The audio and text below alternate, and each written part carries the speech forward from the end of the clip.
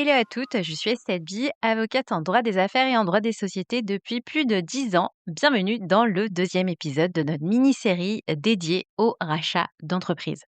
La semaine dernière, on s'est posé pour que vous vous demandiez ce qu'exactement on rachète lorsqu'on a un projet de reprise, une société, un fonds de commerce ou encore un fonds libéral. Aujourd'hui, on va rentrer dans le concret. On parlera exclusivement du rachat de société parce que c'est ce que je fais le plus dans mon métier d'avocate en droit des sociétés. La question que j'entends le plus souvent, c'est celle-ci. Concrètement, comment ça va se passer? Et ce qui suit immédiatement, j'ai l'impression qu'on ne parle pas la même langue. Et à juste titre, parce que les opérations de rachat ou de cession de boîte, c'est quand même un univers un peu particulier avec des anglicismes à tout va. Et en fait, on a vite fait de se perdre dans ce jargon.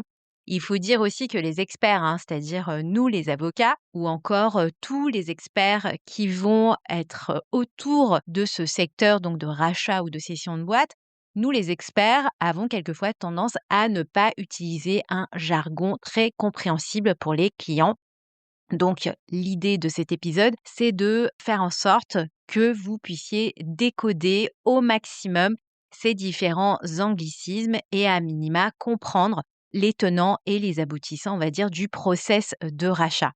C'est un peu le canevas que vous garderez sous la main pour comprendre où est-ce que vous en êtes dans un process de rachat et surtout pour ne plus vous laisser impressionner par le jargon expert utilisé par quelqu'un d'autre ou un expert, typiquement l'avocat qui va représenter le vendeur, le chef d'entreprise qui va vous revendre sa société.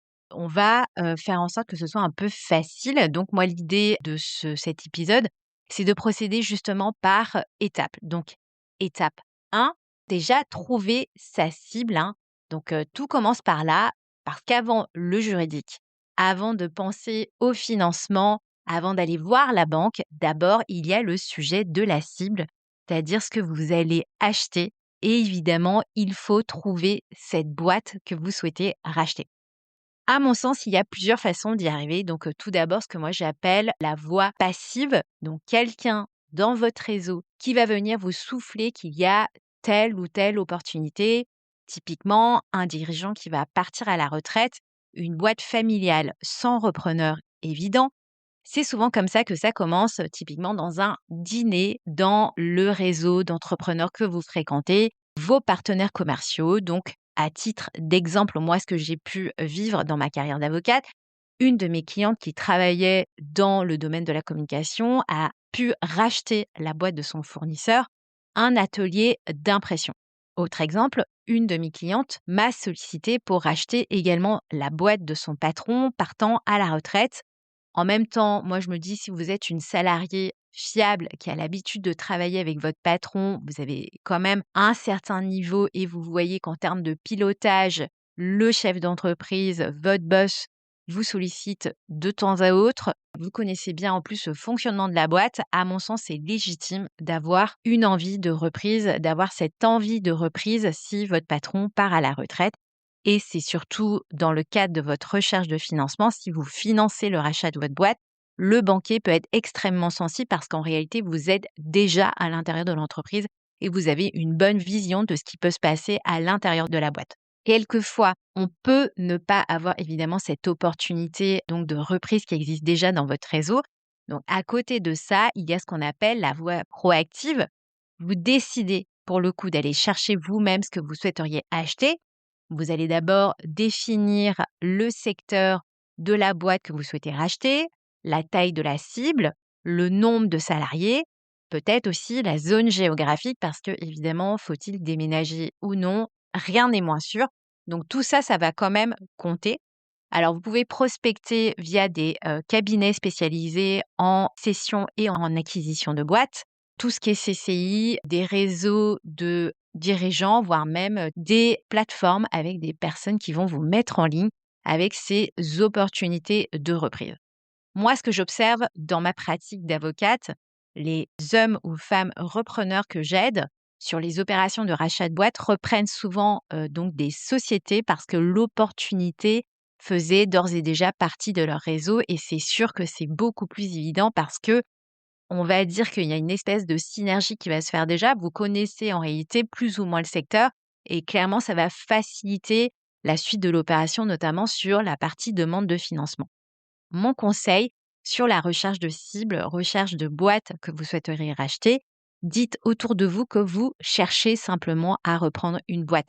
Ça peut constituer, à mon sens, une opportunité qui viendra changer votre vie professionnelle. Donc, après avoir trouvé cette cible, évidemment, vous allez contacter ce chef d'entreprise. Les premiers échanges se passent bien, la négociation semble bien. Vous avez visité peut-être la boîte, vous êtes allé même un peu voir comment les choses se passaient.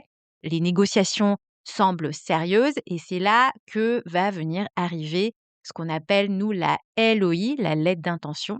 Donc, c'est le document par lequel vous allez venir formaliser votre intérêt au sujet de cette boîte, votre intérêt pour racheter cette entreprise. Qu'est-ce qu'elle contient, cette fameuse LOI, hein? Déjà, vous allez avoir le prix envisagé, peut-être la structure de l'opération, si on a d'ores et déjà une idée de ce qui devra être fait d'un point de vue juridique, financement au niveau de l'opération et surtout les conditions principales du rachat. Un petit conseil que je peux vous donner, c'est faites bien attention à la rédaction de cette lettre d'intention parce que l'erreur la plus fréquente que je rencontre, c'est vraiment le fait de voir à la fois le vendeur et l'acheteur signer une LOI, une lettre engageante. Parce que vous, évidemment, en qualité d'acheteur, il est hyper important pour vous de vous retirer si typiquement vous constatez que finalement la boîte n'est pas aussi intéressante que ça financièrement parlant. Qui concrètement a envie de reprendre une boîte avec un risque prud'homal important parce que le dirigeant était un peu border au niveau droit du travail et pouvait licencier ses employés comme ça à la va-vite sans vraiment respecter une procédure, sauf que nous avons en France ce qu'on appelle le droit du travail et si vous rachetez évidemment cette société, c'est vous qui récupérez le passif. Donc, je vous invite à réécouter ce sujet donc de passif que vous reprenez dans le dernier épisode parce que j'en parlais. Je vous rassure, hein, évidemment, sur cette question de l'aide d'intention, on y consacrera un épisode en entier la semaine prochaine. Retenez d'ores et déjà une chose dès maintenant, ne mettez jamais rien par écrit dans un rachat sans l'avoir fait relire par un avocat, même si ça ne représente qu'un seul email. Une fois la lettre d'intention signée, étape 3, donc l'audit, vous entrez dans la phase d'audit, ce qu'on appelle, nous, la due diligence. Encore une fois, excusez-moi pour ces anglicismes, hein.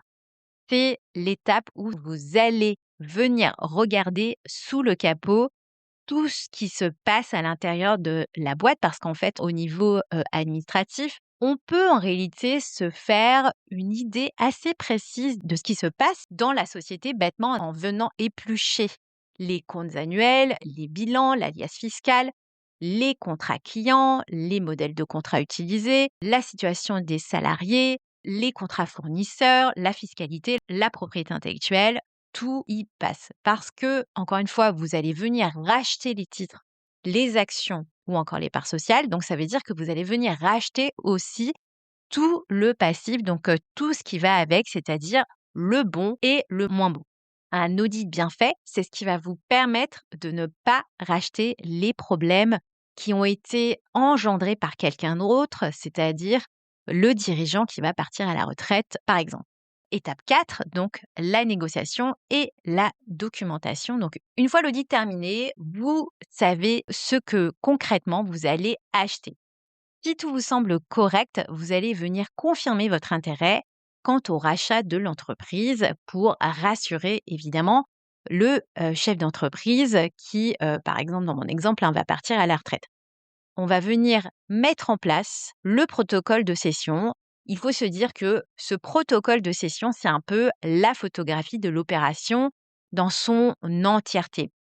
Alors, en général, hein, c'est un document un peu compliqué qui va être rédigé par votre avocat et qui va être revu par l'avocat de votre vendeur.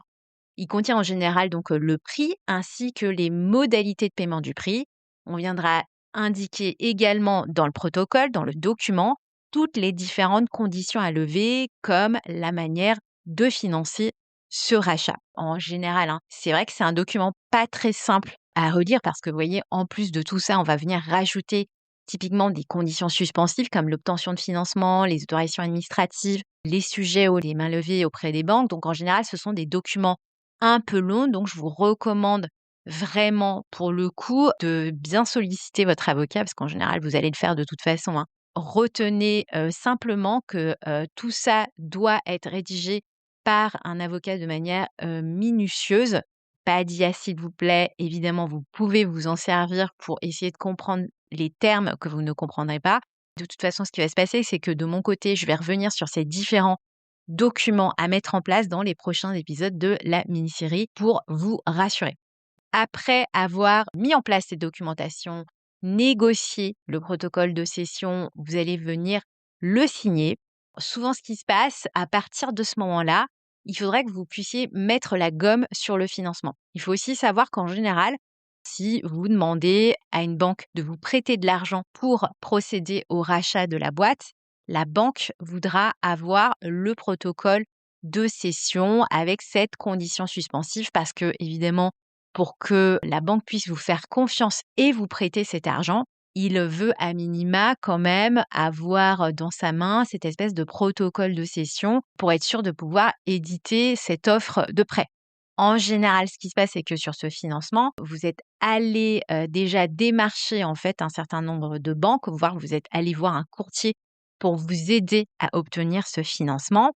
Donc sur ce sujet de financement, il faudra se poser des questions sur est-ce qu'en fait vous avez des proches, des amis qui veulent vous aider dans cette procédure de rachat? Est-ce qu'il faudra, constituer une holding de rachat? Souvent la réponse, ça sera oui. Je vous parlerai de tout ça dans un épisode dédié. Une fois cette phase, cette recherche de financement donc finalisée, vous obtenez le financement, la banque vous a émis cette offre de prêt. Arrive donc le jour J, donc ce qu'on appelle nous le closing. C'est le jour de signature de l'acte de cession définitive, le jour où est-ce qu'en fait les titres vont changer de main. Le vendeur va venir vous remettre les titres de la société que vous rachetez. Vous allez, vous, de votre côté, verser le prix en contrepartie de ces titres que le vendeur vous aura remis. Vous devenez officiellement la nouvelle chef d'entreprise, la nouvelle dirigeante de cette entreprise sur laquelle vous avez travaillé quelques mois. C'est clairement le jour où est-ce que voilà, vous devenez enfin la patronne et en général, c'est le moment où est-ce qu'on boit le champagne. On est tous contents, nous en tant qu'experts, d'avoir travaillé pour vous aussi longtemps sur cette opération. C'est l'aboutissement de tout ce travail de quelques mois. Petit point d'attention aussi, hein, vous allez arriver dans une boîte que vous ne connaissez pas. Vous allez intégrer une équipe qui a d'ores et déjà ses habitudes. Il faut retenir que les premiers jours post-acquisition, c'est clairement stratégique. Vous allez devoir vous poser un certain nombre de questions. Comment vous pouvez prendre le lead sans tout casser? Comment vous vous posez en tant que nouvelle chef de l'entreprise? Parce que signer, c'est bien, mais réussir le rachat de la boîte, c'est encore mieux.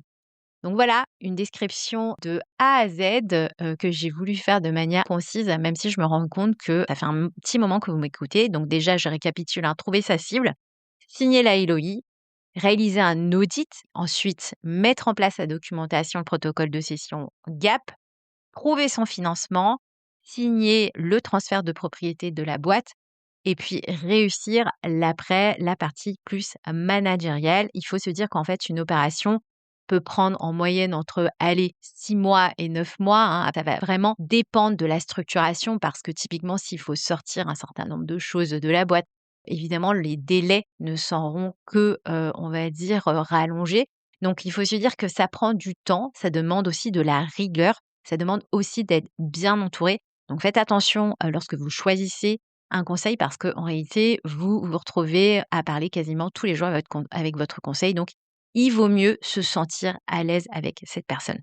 La semaine prochaine, on va venir parler de la LOI, de la lettre d'intention, de manière plus détaillée. Donc, c'est la lettre qui peut venir vous engager plus que vous ne le croyez. Donc, si vous avez un projet de rachat, vous pouvez me contacter via le lien qui se trouve dans le descriptif de l'épisode. En attendant, prenez soin de vous et je vous dis à la semaine prochaine dans un nouvel épisode de Low Her.